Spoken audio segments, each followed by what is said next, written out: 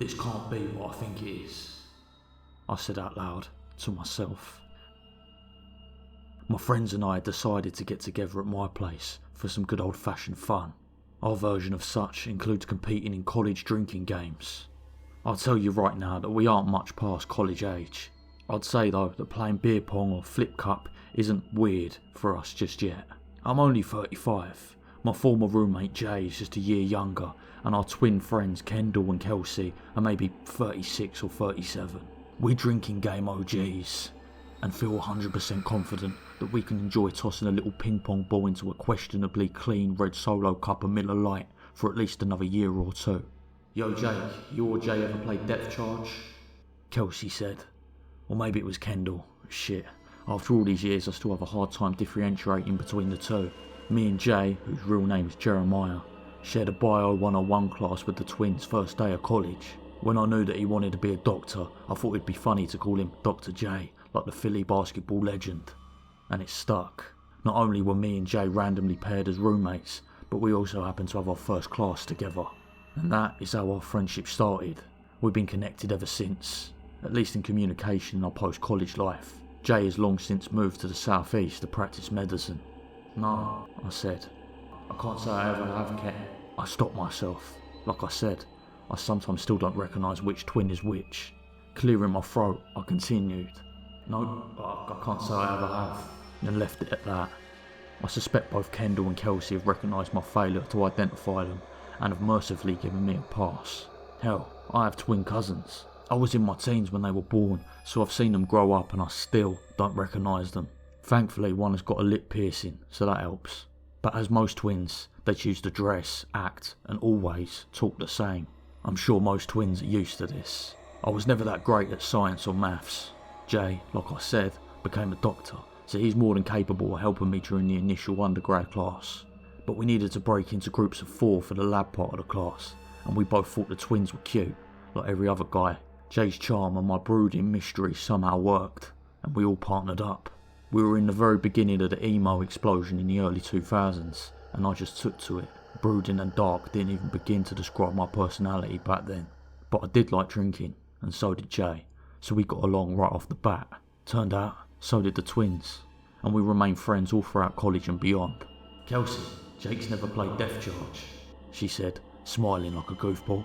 They do this often, whenever people don't remember which twin they're actually talking to. It's so considerate, it hurts. One will call the other by their name, so you can cue into who you're talking to. Kendall gives me this look like, it's fine, we came all this way to hang out, don't worry about the names, and I'm much appreciative. Kelsey and Jay, having a convo of their own near the bar area in the basement, come skipping over, drinks in hand, to patch up my inexperience in this particular drinking game. It's a rare, nice, early spring day here in the great state of Michigan, where I live. All 4 of us met here, Central Michigan University. I've remained here to this day, not at CMU of course, but in Michigan. Jay is in the southeast as previously mentioned, and the twins both took teaching jobs in the greater Phoenix, Arizona area. As adults, we all know how hard it is to coordinate schedules, but it just so happened to work out for all of us. Jay put a group text out about a month ago seeing if we could all meet up, live up the glory days for a weekend.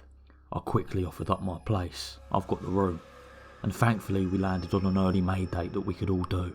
Jay already had the time scheduled off, and the school both the twins work for happened to have a 3-day weekend for some kind of principal training. Not sure what that is, as I've been out of high school for quite some time now.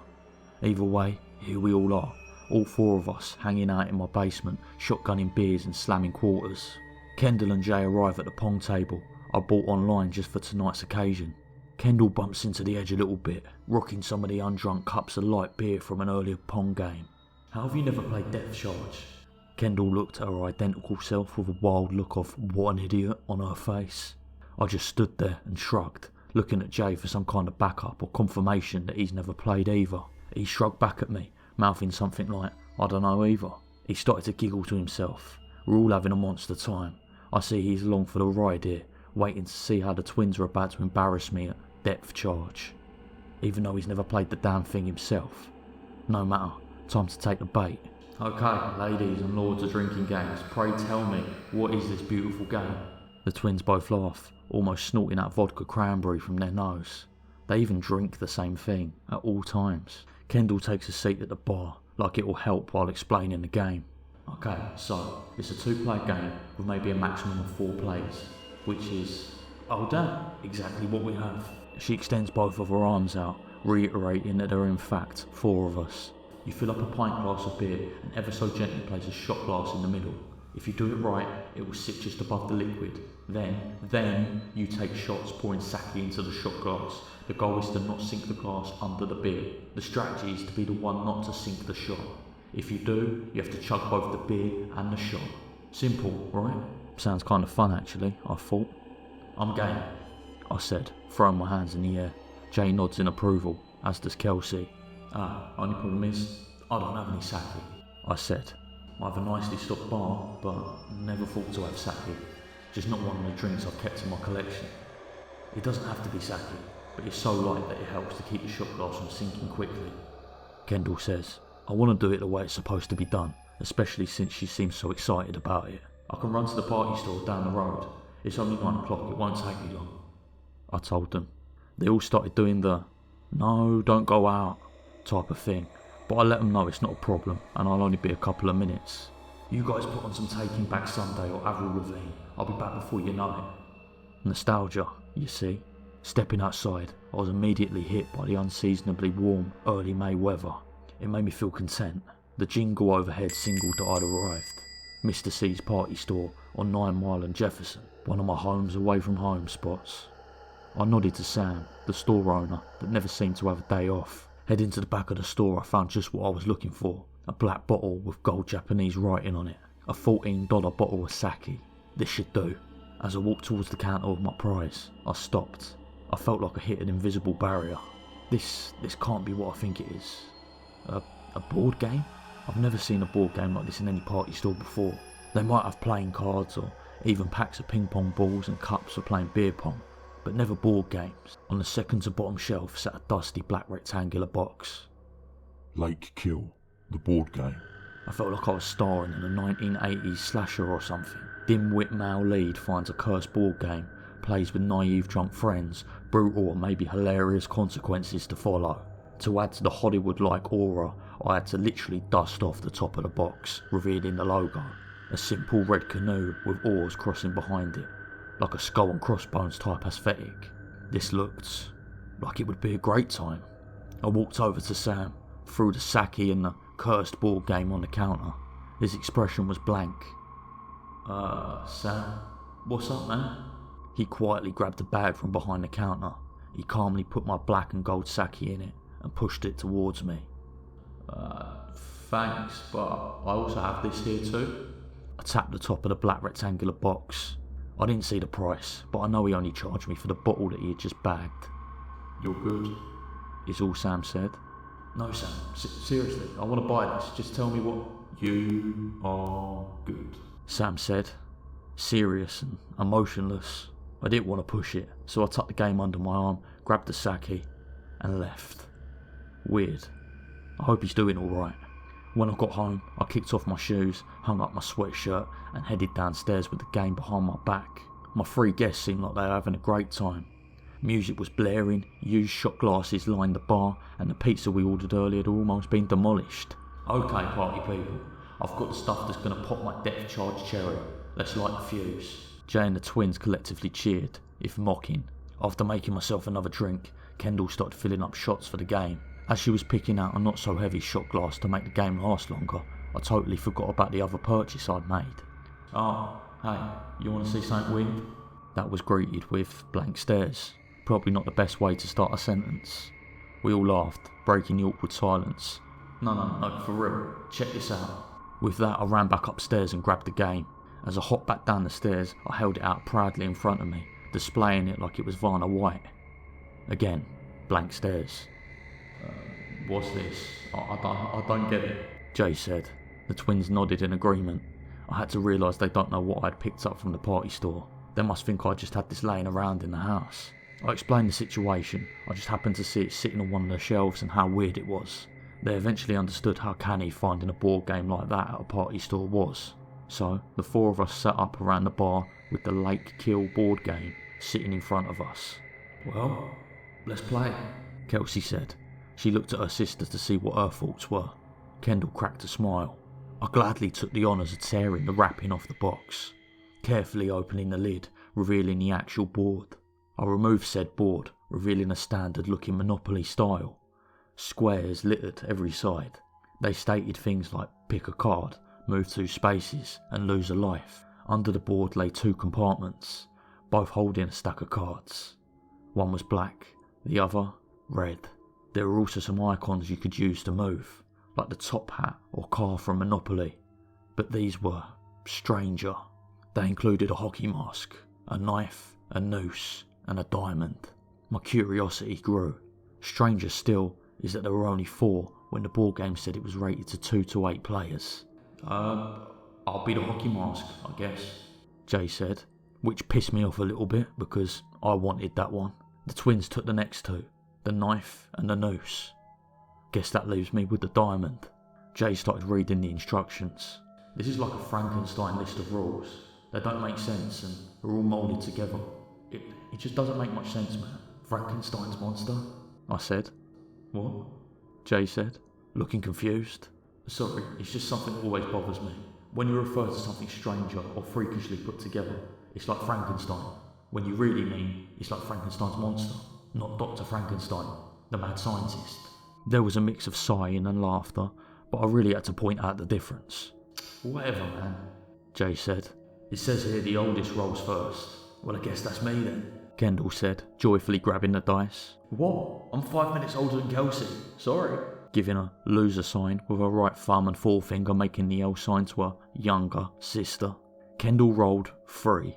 She landed on the 3rd spot, which instructed her to pull a chance card. She read it out loud to us. Stay quiet. He's outside the door. We all seemed to stop breathing. What the hell does that mean?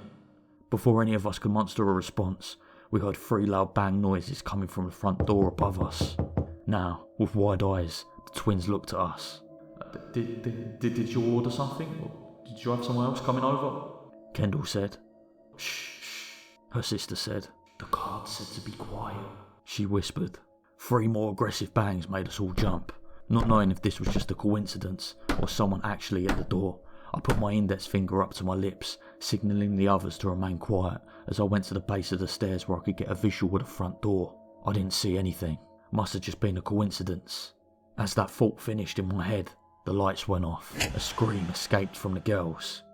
It honestly could have been from any of us, but I'll choose to blame it on them. When the light turned back on, there was just a plain yellow card laying in front of Kendall. What the fuck, man? What kind of game is this? Jay said, looking at me. Kendall turned the card over to reveal only 1 character. 1. At this moment, I finally realised what day it was. May 13th. Friday. Friday the 13th. Jay, keep reading the instructions. As he read, we all determined this was not an ordinary game. Jay scanned the final objective to the game. The first to obtain the 7th yellow card wins. If you do not successfully complete the tasks given, then punishments would be dished out, detailed by the other set of cards. Okay, just follow the instructions, guys, as the game's laid out. It's just a game, I said, trying to sound convincing. The knocks were just... well, I don't entirely know, but it couldn't be something related to the game. Come on now, it's just an awful coincidence. Dumb kids playing Ding Dong Ditch or something like that. But hey, we stayed quiet and won that round, so let's just stay in the spirit of the game. I know they didn't believe that. I mean, shit, I didn't even believe that. I can't believe I'd not realised we had all gathered on Friday the 13th. The first one in almost 9 months. Who's next, Jay? I asked. Jay looked flustered, but pulled the instruction pamphlet to his face. After the first roll, the turns will continue clockwise. Jay placed the instructions down and looked at me. He was sitting next to Kendall's left. Jay's turn. Jay rolled a 2. His hockey mask landed on a space that said 2 simple words. You're safe. What does this mean? What do we do? Next one, Jay said. I don't have to draw any cards, just, I'm safe. What's in your drink? Kelsey asked. We all looked at it. A sickly yellow card covered in an unknown sludge. Slowly fishing it out, Jay held it up. 2. Kelsey's turn. She hesitantly rolled. The black and white die fell with a 6 face up. Pick a red card. She did as instructed. I could see her face fall when she silently mouthed the card to herself. Kendall shook her head. What does it say? Kelsey stared right ahead, silently handing the card over to her twin sister, and Kendall read it out loud. Sorry, you're not the final girl. Thank you for playing. I let out a nervous laugh, not meaning to. Relax, Kelsey, it's just a game. That doesn't mean anything. Lights out. Panic ensued between the twins, accompanied by me and Jay trying to make sense of what was happening and also calming them both down. When the lights turned back on, Kendall was holding a now blank red card. A yellow card was also in front of Kendall. I didn't wait this time. I turned it over to reveal the number. 3. This doesn't make any sense, I thought. Why did you get the third yellow card, even though it was her turn? Where the hell did the yellow cards even come from? I didn't see them in the game. Something very bad. We were interrupted by my phone. Queen's Don't Stop Me Now played at an inhuman volume level. All three of us clasped our ears, trying to preserve our hearing and sanity. Finding a way to finally open one eye, I firmly met my gaze with Jay. I could barely make out what he was attempting to mouth to me. Your turn. The sound waves were almost invisible. I reached with all my might, grabbing the die. A weak toss bounced the die, hitting one side, then another. The die landed. I rolled a 1. Freddie Mercury's epic voice silenced, releasing us from our auditory prison. Gasping for air, we all finally sat up, attempting to regain our sanity. Where's Kelsey? Kendall asked. Holy shit, she's gone, she's gone! Jay interjected before we lost our minds. Listen, it's all part of the game.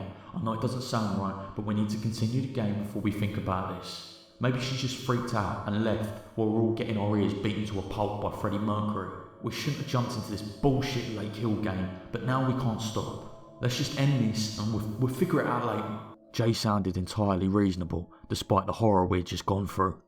A member of our party had just disappeared, for God's sake, but for some reason I understood what he was saying.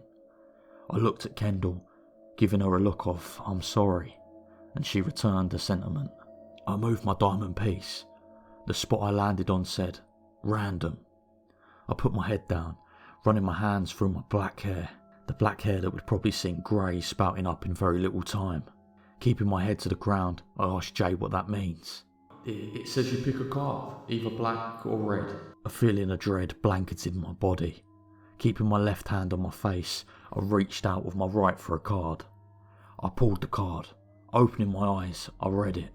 As I finished, I looked at my remaining 2 friends. They looked back at me with bated breath, like what I was about to say might end the world. The card read, Choose which of your 2 friends should leave the game. Jay immediately started shaking his head. No. How the hell does this game know how many people there are? This is pre-packaged bullshit. Parker Brothers game, man. What did you do to us, Jake? Kendall started to silently cry. Stop! I slammed my fist into the bar, rattling the game pieces and cards. Both Jay and Kendall recoiled out of instinct. I'm not going to choose between you. It's a stupid game and I would never make that decision. Look, I don't know what's going on here either. It could be supernatural, paranormal, or otherwise. But we can logically explain this. Looking at my friends, the only friends I've kept in the last 20 years, I could see my mini motivational speech had fallen on deaf ears. I think we should put this shit away and go look for Kelsey. I never thought she'd be so spooked by something like this. I stood up, made sure I had my house keys in my left pocket and my phone in my right, nodded to Jay to join me. He was about to stand up when a voice quietly sounded behind us. You rolled. You moved your piece. You accepted the move. There is no avoiding it. I'll take a liberty here. You don't have to choose between me or Jay. Without Kelsey, I don't want to be here and I don't want to play. Both Jay and I realised what Kendall was saying at the same time. We both turned around to stop her. What happened next was in gruesome slow motion. What we saw was one of our best friends plunge a nail file into her neck, painting my basement with burgundy red viscerous. The horrific reality of what just happened is something I might not ever process. The noises she made. I shakily dropped to her side, trying to help her stay alive, but it was no use. Taking her pulse, I felt nothing, except a waxy feeling. I grabbed the alien device, pulling it towards me. A yellow card. 4. Now it's just me and Jay, both on our knees. On either side of us was one of the sweetest people we'd ever met. In a matter of minutes, she'd lost her twin sister, and then her own life. I again put my head down. "Your turn," I said. Jay didn't let his eyes leave poor Kendall. He reached for the die without saying a word. One quick glance at me, and he tossed it. The sound of the die hitting the board felt like it shook the ground beneath us. 4. He moved his bloody covered piece. He made no motion to read the board or pick up a card, so I leaned in and did it for him. "Heart race time," the space said. "Pick a black card." It read, "Your choice. Expose one secret that no one knows about you and gain 2 cards. Or face a punishment, giving your opponent 2 cards. Jay started shaking his head as he finally got up from his knees and took a seat by the bar. I don't have anything to hide, Jake. You know that. I really don't give a shit about this anymore. I want to get the hell out of here. Let's pack this thing up and go. And we have to call the police. If you didn't notice, there's one dead girl in your basement and one missing." I started to agree with him immediately, but I stopped. "Jay," I started, "the game is the game. We can't beat it like this. Not now. I know you're all about science and explaining shit, but look what's happening here, man." I tried to convince him as much as I could. I thought I had him. "I've got nothing for you anymore, man. I have no secrets. I don't care about getting 2 cards. Punish me." I winced when he finished that sentence. I felt like, yep, lights out. Here we go again. The walls were closing in. There was banging noises coming from every direction. Jay fell to the ground again, trying to drown out the sounds of what seemed like multiple intruders. I did the same. I just wanted all this to end. When the lights finally came back on, I could see that some of my glassware had actually been tossed from its original location. Great, so now I have poltergeist activity tonight as well. Happy Friday the 13th. Happy lake fucking kill night. The knocking was so loud, I didn't even hear my glasses break. Every time the lights went out, we were met with something awful. I scanned the room. No yellow cards, no more blood, no more... Wait. A small white piece of paper was peeking out of Jay's shirt pocket. "Did you have that there all night?" I asked. He looked down to his left breast pocket. As he pulled out the note, his eyes sank as he read it to himself. The note fell from his hand. "What is it?" He offered no response. I slowly grabbed the note from the ground in front of him. It wasn't a note at all. It was a prescription. "Well Patrol. What is this, Jay?" I asked again. I didn't know," he offered. Something in his deadpan tone told me he did know. It was supposed to treat anxiety, damn it. The side effects were stated, but the company pushed it. They paid a lot. What did you do, Jeremiah? Take the cards, Jake. I don't want to do this anymore. I don't care what the punishment is. I'll die with what I know." Pretty extreme for the good doctor I've known since college. He's one of the most upstanding people I've ever been around. "Did you hurt people, man? What the hell is this? Just admit it and you'll get the cards. We're almost done with this nightmare." Jay looked around the room, seemingly planning his next action. No, I can't." For some reason, he pulled a red card without being told to by the game. "What are you doing, Jay?" He read the card. You won't release your deeds, so you'll sow the seeds. You reap what you sow, after all. With that, he placed the card back down on its face. He reached back into his front shirt pocket, producing 2 little yellow pills. I couldn't see exactly what was etched on them from where I was sitting, but I thought I made out what looked like 3 little letters. R.I.P. "Jay, don't!" I tried to reach for him, but it was too late. He threw them down his throat before I had a chance. A big swallow, and his pupils immediately dilated. A small amount of foam emanated from both corners of his mouth. "Jay, stop. It's not worth it. Don't do this." I desperately tried to get to him, but he was gone. My best friend. My only friend now. Just canatonically pointed to his pocket. I approached him cautiously, pulling out 2 yellow cards from his pocket. 5, 6. They read, "This will be my last turn. I'm gonna fix this. Somehow. I have no idea how, but I'll fix this." Not letting Jay out of my sight, I hastily threw the devil's die. 6. I slammed my diamond piece 6 places, reaching the first square where we started this game. The square was blank, as it was from the beginning. I didn't know what to do. It offered no instruction. Jay broke his frozen state Speaking without emotion, monotone, he said, Congratulations. The first to make one trip around the board automatically gains 1 yellow card. I stared at him. Confusion, sadness, despair flooded my entire being. He pointed at the centre of the board game. The black and red cards were gone. The pieces, the die, they were gone. 1 yellow card sat. I shakily grabbed it and flipped it over. 7. I woke up in my bed. My heart felt like a hammer.